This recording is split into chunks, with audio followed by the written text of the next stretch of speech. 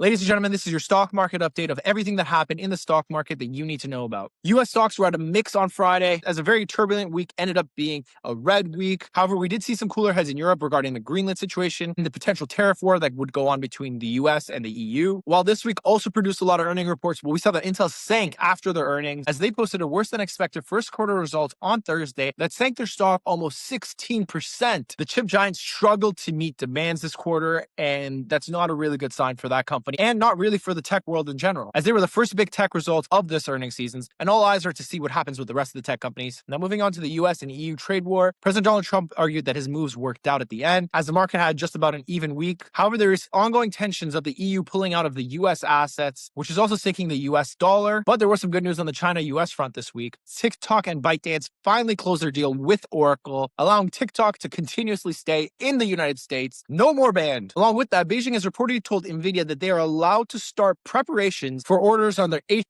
chips whose imports are currently curbed by them, but allegedly that is going to be clearing up. And investors are preparing for a blockbusters earning week next week, alongside with the Federal Reserve's meeting and interest rate decisions. Although we're not expecting an interest rate cut, there will be some big news that comes out, as President Donald Trump said on Thursday that he has a replacement for Jerome Powell as federal chair in mind, and that replacement will be named soon, and that will certainly affect markets. But for now, that is all the stock market news you need to know.